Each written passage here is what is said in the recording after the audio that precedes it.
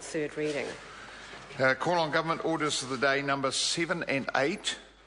Government notices of motion numbers 2 and 3. Mr Speaker. Honourable Terry Brownlee. Mr Speaker, I move that the recommended amendments to the standing orders set out in Part 2 of the report of the Standing Orders Committee on the review of standing orders be adopted with effect from the day after the dissolution or expiration of the present Parliament. I also move that the Regulations Review Committee be instructed to inquire into Parliament's legislative response to future national emergencies and to report to the House on the inquiry. Mr Speaker, these two motions reflect the recommendations made to the House by the Standing Orders Committee in its report on the review of standing orders. I'd like to speak to each motion in turn. The first motion is to adopt the amendments to the standing orders that are set out on or in Part 2 of the report of the Standing Orders Committee. Members will see the recommended amendments shown as track changes at the back of the report. Once the amendments are adopted, a new edition of standing orders will be published before the start of the new Parliament.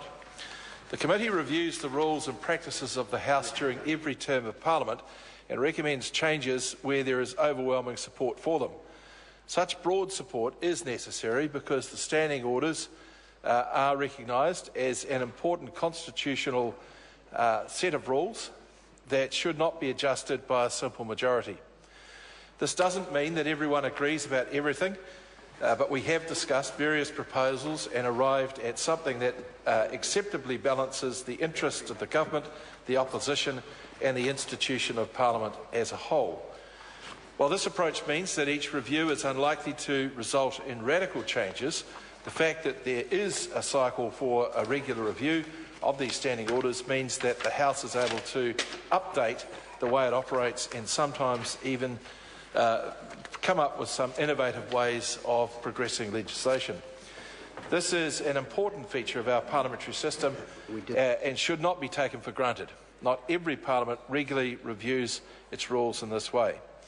Can I make a point, Mr Speaker, that this Parliament has made significant use of extended hours to deal with matters such as we're dealing with this morning, where there is widespread support, in fact unanimous in the case this morning, support across the House, and therefore a desire that the effects given by any of the motions that are passed this morning are enacted as quickly as possible.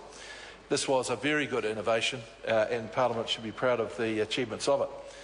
Briefly then, I want to run through what the committee's new recommendations are.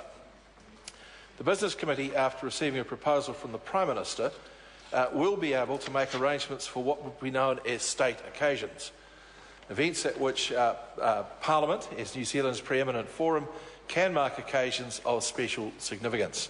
Speeches by foreign leaders can be part of Parliament's proceedings, and a state occasion could mark, for example, the approach of Anzac Day next year. This is the centenary year, and we may in fact have some commemoration of that in the Legislative Chamber. Those matters yet to be decided.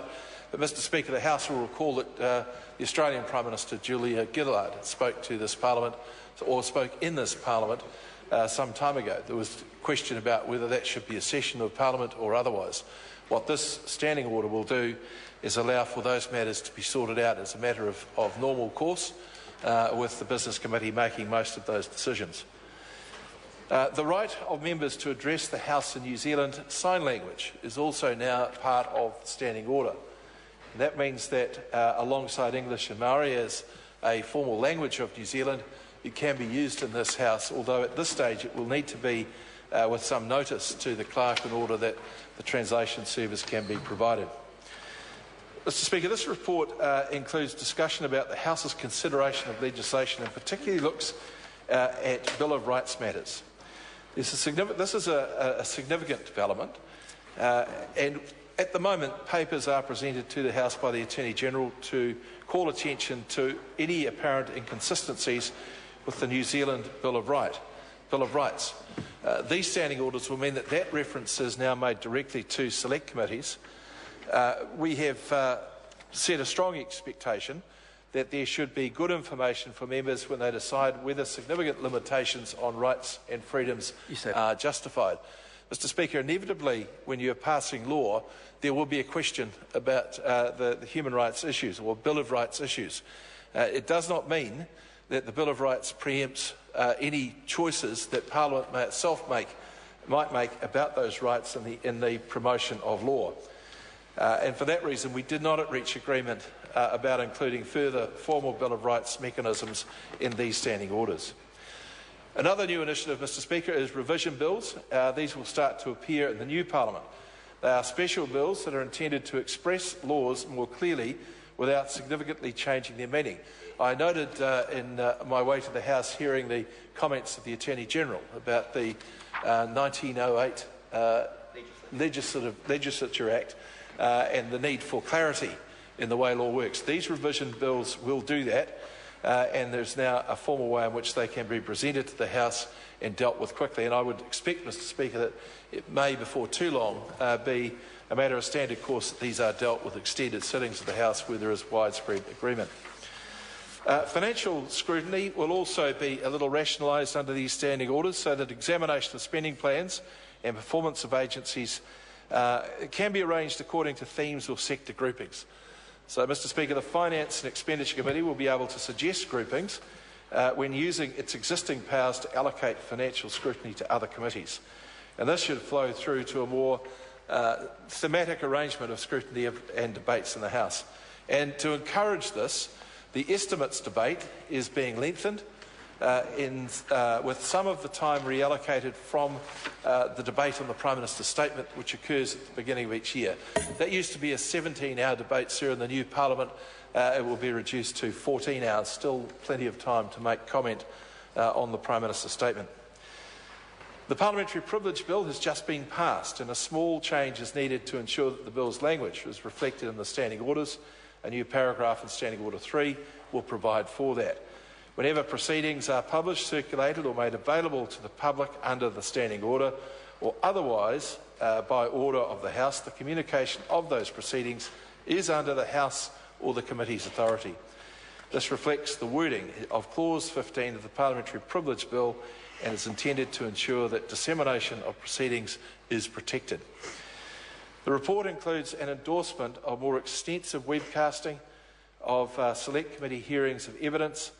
Select committees are also encouraged to request that the Business Committee arrange set topic debates so that committee reports and other matters of interest can be debated, for example, during extended sittings. It's worth noting, sir, that the Business Committee did do that this term on the Health Committee debate. It worked very well. We had one previously on the relations with the Pacific, and Mr. Speaker, those are very important occasions. Turning then to the second motion, you'll recall that the previous Standing Orders Committee recommended in 2011 that there be an inquiry into Parliament's legislative response to a national emergency, but that such an inquiry be referred following a reasonable period to enable the progress of recovery from the Canterbury earthquakes. The Standing Orders Committee has suggested that this time has now come. This is not to say that there have been significant deficiencies in the way in which the Canterbury Earthquake Recovery Act has been used, and I know that the Regulations Review Committee has kept a watching brief on this. But I think it would be good, and the Parliament agrees it would be good, to set out constitutional principles for the arrangement and delegation of recovery powers for the House's ready reference on the next occasion, should this country be unfortunate enough to require the passing of special disaster recovery legislation. Mr. Speaker, I think this is particularly important because when that legislation is passed, it will be because the Parliament expresses a will, in most cases I'm sure, as it was in the case of Canterbury, unanimously, to ensure that there is facility for things to be done to improve people's lives. And I think it is best that the way in which the Act is tested is through the Regulations Review Committee formally looking at the way in which that Act is being used. They are generally a group of parliamentarians who are experienced, who understand the way in which legislation should be interpreted. It is always chaired by a member of the opposition. These are very important points, Mr. Speaker, as was a valedictory that went well over time yesterday, I might point out. It's, I think, Mr Speaker, important that we establish a way that gives some surety, particularly to the courts, that Parliament is constantly reaffirming what it intended when it passed legislation. With those comments, Mr Speaker, I commend this report to the House. The question is that the motion be agreed to. Mr Speaker. I call the honourable member Grant Robertson. Mr Speaker, thank you very much for letting me take the call, and also I'd like to acknowledge the excellent speech given in a valedictory, in fact all of the excellent valedictory statements given yesterday. Whatever